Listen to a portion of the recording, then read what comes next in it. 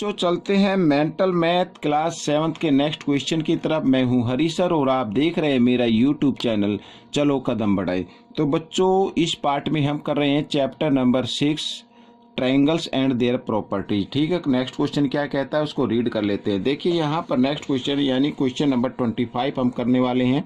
जैसा कि आप अपनी स्क्रीन पर देख पा रहे हैं, लिखा triangle X Y Z is an equilateral triangle and X P is the median. ठीक है बच्चों, if P Y equal 2.5 centimetre find the perimeter of X Y Z. ठीक है बच्चों, हमें पेरीमीटर फाइंड करना है इस ट्रायंगल का। आइए करना शुरू करते हैं। बहुत ही इजी क्वेश्चन है, कोई ज़्यादा मुश्किल नहीं है। तो यहाँ पर बच्चों मैंने ये फिगर पहले से बना के रख लिए एक, ठीक है। और क्वेश्चन नंबर 25, ठीक है, यहाँ पर ये मैंने फिगर बना के रख लिए। तो अब देखिए यहाँ पर X Y Z is an, ये मैं लिख लेता हूँ पहले, इक्विलेटरल ट्रायंगल।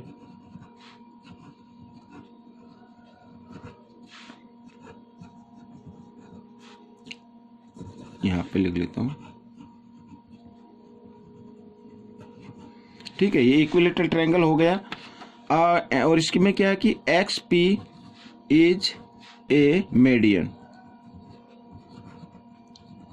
ठीक है, अब मीडियन क्या होती है बच्चों, मैं आपको बताता हूँ। मीडियन अपोजिट साइड को क्या कर देती है, बाइसेक्ट कर देती है। ठीक है, यहाँ पर तो इसका मतलब होगा कि वाई पी इक्वल होगा पी जेड के। ठीक है, अगर हमें वाई जेड निकालनी हो तो क्या होगा, Y P plus P Z. ठीक है, इस तरीके से अब वाई जेड निकाल लेते हैं बच्चों। यहाँ पर वाई जेड है 2.5, तो पी जेड भी क्या होगी, 2.5 होगी, क्योंकि दोनों क्या हो जाती हैं, ये बाइसेक्ट हो रही है ये साइड, तो 2.5 सेंटीमीटर। ठीक है, इस तरीके से तो वाई जेड आ गई बच्चों 2.5 और 2.5 आती है 5 सेंटीमीटर। इनको ऐड करते तो 5 सेंटीमीटर आ जाता है।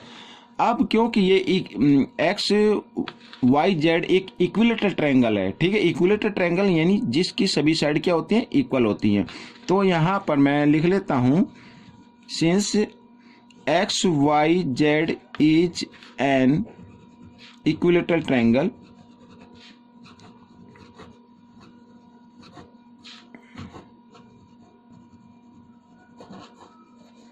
ठीक है, ये इक्विलेटरल ट्रायंगल है इन विच, या इसके अंदर मैं सभी लिख लेता हूँ, एक्स वाई इक्वल होगा वाई जेड और इक्वल होगा एक्स जेड। ठीक है, सभी साइड क्या होंगी, इक्वल होंगी। हमें पेरीमीटर निकालना है, तो पेरीमीटर क्या होता है बच्चों, तीनों साइड का सम होता है। तो perimeter of X Y Z, ठीक है बच्चों, यहाँ पर तो सभी साइड को क्या कर देते हैं, ऐड कर देते हैं यहाँ पर। ठीक है, और यहाँ पर आप देख पा रहे हैं कि सभी साइड क्या है, इक्वल हैं। और वाई जेड हमारी 5 सेंटीमीटर, तो सभी क्या होंगी, 5 सेंटीमीटर की होंगी। तो हम क्या कर देंगे, 5 + 5 + 5, तो आ गया बच्चों 15 सेंटीमीटर। तो बच्चों ये पेरीमीटर इसमें से निकल गया है। आपको ये क्वेश्चन कैसा लगा मुझे ज़रूर बताना। अब हम करेंगे क्वेश्चन नंबर 26। यहाँ पर जैसा कि आप देख पा रहे हैं, from the given figure find the value of X and Y. ठीक है, एक्स एंड वाई की वैल्यू फाइंड आउट करनी है। तो आइए पहले मैं इस फिगर को यहाँ पर मैं बना लेता हूँ, हाथ से ही बनाता हूँ थोड़ा सा, ये इस तरीके से, और यहाँ पर ऐसे और फिर ऐसे। ठीक है बच्चों, इसको मैं थोड़ा सा इंक्रीज कर देता हूँ, और यहाँ पर ए बी सी और ये डी, यहाँ पर ये है बच्चों वाई और ये एक्स, और यहाँ पर ये साइन गिवन है। इस साइन का मतलब तो आप जानते ही होंगे, तो ये 65। ठीक है बच्चों, हमें क्या करना है, एक्स और वाई की वैल्यू फाइंड आउट करनी है। मैं आपको एक बार फिर दिखाना चाहूँगा क्वेश्चन को, ये देखिए यहाँ पर। ठीक है, एक्स और वाई की वैल्यू हमें फाइंड आउट करनी है। आइए करना शुरू करते हैं। तो बच्चों यहाँ पर जैसा कि मैंने आपको बताया कि यहाँ पर इस साइन का, ये जो साइन आप देख रहे हैं एंगल ए पर, इसका क्या मतलब होता है, इसका मतलब होता है कि ये 90 डिग्री का है। क्या मतलब होता है कि ये 90 डिग्री का है। तो मैं लिख देता हूँ इन ट्रायंगल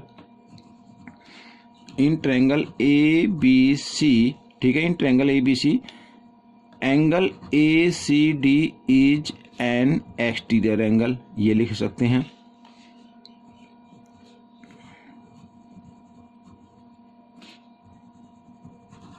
ठीक है, ये मैंने लिख लिया, एक्सटीरियर एंगल हो गया। तो अब बच्चों सबसे पहले मैं आपको बताता हूं एक्सटीरियर एंगल यानी एंगल ACD इक्वल होता है अपने इंटीरियर अपोजिट एंगल के इक्वल, ठीक है। यहाँ पर तो angle A plus angle B के ये इक्वल आएगा, ठीक है। तो हम ACD की वैल्यू निकाल रहे हैं, तो A तो बच्चों 90 डिग्री का है क्योंकि 90 का साइन होता है, और B यहाँ पर 65 का है, और दोनों को हमने ऐड कर दिया तो यहाँ पर ऐड करने पे आ गया बच्चों देखिए 155 डिग्री, ठीक है बच्चों। ये आ गए ACD की वैल्यू होगी। और ACD क्या है बच्चों, यहाँ पर मैं इसको करना चाहूँ तो ACD की जगह हम Y लिख सकते हैं, तो Y की वैल्यू बच्चों आ गई 155 डिग्री, ठीक है बच्चों। यहाँ पर अब आप x की वैल्यू अगर आपको फाइंड करनी है, या तो आप फाइंड कर सकते हैं sum of 3 angles of triangle is equal to 180, या फिर आप फाइंड कर सकते हैं, देखिए यहाँ पर x और प्लस y ये दोनों एंगल बच्चों लीनियर पेयर हो रहे हैं यहाँ पर, तो मैं इसको लिख देता हूँ लीनियर पेयर। इस तरीके से भी आप इसको फाइंड आउट करते हैं, ठीक कर सकते हैं। तो यहाँ पर बच्चों मैं x तो नहीं मालूम, y हमें मालूम हो गया 155 डिग्री है और इक्वल 180 डिग्री, ठीक है। तो हम इस तरीके से इसकी वैल्यू फाइंड आउट कर ले, क्योंकि इधर प्लस का इधर आकर ये माइनस का हो जाएगा, तो इस तरीके से। और x की वैल्यू यहाँ पर आ जाएगी 10 में से 5 माइनस करेंगे 5, यहाँ पे रह गया 7 में से 5 माइनस किया 2, तो 25 डिग्री आ गई बच्चों यहाँ पर, ठीक है। तो ये क्वेश्चन भी सोल्व हो गया है। आपको ये क्वेश्चन कैसा लगा मुझे कमेंट्स में जरूर लिखना। अब हम करने वाले हैं बच्चों यहाँ पर क्वेश्चन नंबर 27, ठीक है बच्चों। क्वेश्चन नंबर हम 27 करने वाले हैं, और 27 में देख लेते हैं, देखो क्या लिखा है यहाँ पर, ये देखिए, ठीक है। लिखा है in a right angle triangle PQR, ठीक है। PQR एक राइट एंगल ट्रायंगल है। If PQ square plus QR square is equal PR square, ठीक है बच्चों, PR स्क्वायर, तो then which angle of that triangle is 90 degree. तो हमें बताने की कौन सा एंगल 90 डिग्री का है। अब बच्चों आपको एक चीज़ याद करनी है, पहले मैं आपको इसको बना के दिखाता हूँ। यहाँ पर A मान लीजिए यहाँ पर, ठीक है बच्चों, A इस तरीके से, ये ऐसे, तो अब ये हाइपोटेन्यूज हो गया यहाँ पर, ठीक है। तो हाइपोटेन्यूज जो होता है वो ट्रायंगल के अंदर सबसे ग्रेटर साइड होती है, और ये लिखा है PR, ठीक है बच्चों, यहाँ पर PR। तो अब ये देखो, ये तो Q रहेगा, फिर अब यहाँ पर ये सबसे बड़ी लॉन्गेस्ट साइड होती है, तो इसका स्क्वायर जो है PR स्क्वायर इक्वल है PQ square plus QR square. तो कहने का मतलब है जो सबसे लंबी साइड होती है उसके जो अपोजिट एंगल होता है वही 90 डिग्री का होता है, ठीक है बच्चों यहाँ पर। तो क्वेश्चन नंबर 27 हम कर रहे हैं, और लिख लेते हैं ट्रायंगल PQR, ठीक है। इन ट्रायंगल यहाँ पर मैं ये लिख लेता हूँ, इन ट्रायंगल PQR। तो इसके अंदर क्या है कि PR स्क्वायर इक्वल है PQ square plus QR square, ये दिया हुआ है। तो हमें बताना है कि 90 डिग्री का एंगल कौन सा होगा। तो 90 डिग्री का एंगल बच्चों Q होगा, Q इक्वल 90 डिग्री का होगा। क्यों होगा हमेशा याद रखना, जो भी यहाँ पर सबसे लेंथ साइड होती है, सबसे लॉन्गेस्ट साइड होती है, उसका स्क्वायर इक्वल होता है शेष जो रिमेनिंग 2 साइड है उनके स्क्वायर के इक्वल होता है। तो यहाँ पर सबसे लॉन्गेस्ट साइड है, इसके जो अपोजिट एंगल होगा वो ही 90 डिग्री का आता है। तो इसका मतलब एंगल Q क्या हो गया, 90 डिग्री का आ गया। बिल्कुल ही ईजी क्वेश्चन था, ठीक है, आपको डरने की जरूरत नहीं। अब हम करते हैं क्वेश्चन नंबर 28, ठीक है बच्चों। यहाँ पर क्वेश्चन नंबर 28 में देखिए, a man goes 10 metre due east and then 24 metre due north, ठीक है। पहले ईस्ट की तरफ जाता है, फिर वो नॉर्थ की तरफ जाता है। Find the distance from the starting point. तो स्टार्टिंग पॉइंट से अब वो जहाँ पर है हमें वो डिस्टेंस फाइंड आउट करनी है। आइए करना शुरू करते हैं। अब बच्चों यहाँ पर मैं आपको दिखाता हूँ, मान लीजिए ये देखिए, यहाँ पर मैं लिख लेता हूँ ईस्ट, ठीक है बच्चों। यहाँ पर लिख लेता हूँ वेस्ट, और यहाँ पर लिख लेता हूँ बच्चों ये हो गया नॉर्थ, और ये हो गया साउथ, ठीक है बच्चों, ऐसे। अब मैं इस तरीके से इसको बना लेता हूँ फिगर को ऐसे यहाँ पर, ठीक है। यहाँ मान लीजिए वो लड़का यहाँ पर खड़ा है, ठीक है। अब इसमें लिखा है कि वो 10 मीटर ईस्ट की तरफ जाता, मान लीजिए वो यहाँ से चलकर यहाँ पे आ गया, ठीक है। यहाँ पर ये यहाँ पर आ गया ए पर, इस तरीके से यहाँ था, यहाँ पर आ गया। उसके बाद फिर बच्चों वो गया किसकी तरफ, नॉर्थ की तरफ गया बच्चों।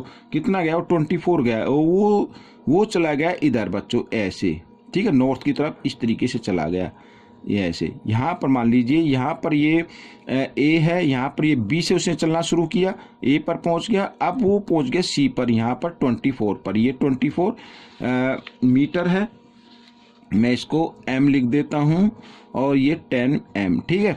तो अब हमें बताना है कि इसके जो बीच की डिस्टेंस है, यानी यहाँ से यहाँ तक की डिस्टेंस कितनी है, ठीक है बच्चों। आइए करना शुरू करते हैं। अब देखो एक तरीके से क्या हो गई, ये राइट एंगल ट्रायंगल हो गई, ठीक है। आइए अब लिख करते हैं इसको क्वेश्चन 28, ठीक है। अब जैसा कि आप फिगर में देख पा रहे हैं, फिगर में आप देख पा रहे हैं, क्योंकि मेंटल मैथ में तो इसको डायरेक्ट आता हो इन ट्रायंगल। देखो हमारे पास ट्रायंगल बन गई CAB, ठीक है, या BAC भी आप बोल सकते हैं, तो मैं BAC लिख लेता हूँ, BAC, ठीक है, इन ट्रायंगल BAC, ठीक है। तो यहाँ पर बच्चों AC है अपनी क्या 24 सेंटीमीटर, और AB क्या है 10 सेंटीमीटर नहीं मीटर, 10 मीटर। हमें BC फाइंड करनी है। तो बच्चों अब यहाँ पर क्योंकि 90 डिग्री का एंगल बन रहा है, अब वो जैसे ऐसे गया फिर ऐसे मुड़ गया, तो 90 डिग्री पर मुड़ गया ना, तो यहाँ पर 90 डिग्री का एंगल है। तो कहने का मतलब पाइथागोरस थ्योरम का हम यूज करेंगे इसमें। और कैसे निकालेंगे, देखो जो लॉन्गेस्ट साइड होती है 90 डिग्री का अपोजिट साइड होती है वो हाइपोटेन्यूज होता है, उसका स्क्वायर यानी BC स्क्वायर इक्वल होना चाहिए, ठीक है, AC square plus AB square, ऐसे। तो BC स्क्वायर हमें फाइंड आउट करना, तो AC बच्चों यहाँ पर है 24, तो 24 स्क्वायर प्लस AB है 10, ठीक है, इस तरीके से ये। अब BC स्क्वायर हमें निकालना, तो 24 का स्क्वायर बच्चों यहाँ पर आप कर सकते हैं 576 आएगा। मैं आपको करके दिखाता हूँ, इस तरीके से भी आप उसको मल्टीप्लाई कर सकते, 4 4 जा 16, ठीक है, का 6 कैरी 1, 4 2 जा 8 और 1 9, ठीक है, इस तरीके से। तो 2 से करते हैं यहाँ पर, तो 24 2 जा 48 होता है बच्चों, इस तरीके से। ये 6 और यहाँ पर बच्चों 7 और ये 576 आ गया, जैसा कि मैंने पहले बताया था। और यहाँ पर ये आ गया 100, ठीक है, 10 का स्क्वायर 100। दोनों को ऐड करते हैं तो बच्चों आ जाता है 676, ठीक है। यहाँ पर ये स्क्वायर था, इधर लेके आया तो स्क्वायर रूट, और हमें 676 का स्क्वायर रूट निकालना है। जी हाँ, 26 आएगा। वो कैसे निकालेंगे, देखो शॉर्ट मेथड से निकालेंगे हम। पीछे से क्या है, डिवीजन मेथड बोलते हैं इसको, पीछे से पेयर बना लेते हैं, ये बन गया पेयर और यहाँ पर ये बचा। अब बच्चों 6 तो परफेक्ट स्क्वायर नंबर नहीं होता है ना, तो हम क्या करेंगे, तो इससे कम नंबर कौन सा होता है जो परफेक्ट स्क्वायर होता है, जी हाँ वो 4 होता है, और होता है 2 का, तो 2 पे चलाएगा, 2 2 जा 4, इस तरीके से। तो 6 में से 4 माइनस करेंगे बच्चों, यहाँ पर आ गया 2, और ये पेयर नीचे डाउन कर लेते हैं, 2 का डबल हम करते हैं। अब बच्चों यहाँ पर देखिए ये 6 किसके स्क्वायर में आता है, एक तो आता है 4 के में और एक आता है 6 के में। 4 का स्क्वायर होता है 16, आ गया ना 6, और 6 का स्क्वायर होता है 36, तो ये देखो, तो ये चलेगा 6 के ऊपर, ठीक है। तो इस 46 को 6 से मल्टीप्लाई करते हैं, 6 6 जा 36 कैरी 3, ठीक है बच्चों, 6 4 जा 24 और 3 27, ठीक है, इस तरीके से। तो यहाँ पर आ गया ये। तो अब ये देखिए ये जो आंसर है ना, ये स्क्वायर रूट आ गया, तो BC यहाँ पर आ गई बच्चों 26, यहाँ पर हम लिख देते हैं मीटर, ठीक है बच्चों। तो उनके जो बीच की डिस्टेंस है, ठीक है, तो वो होगी 26 मीटर। तो मैं यहाँ पर लिख देता हूँ डिस्टेंस, ठीक है बच्चों, फ्रॉम द स्टार्टिंग पॉइंट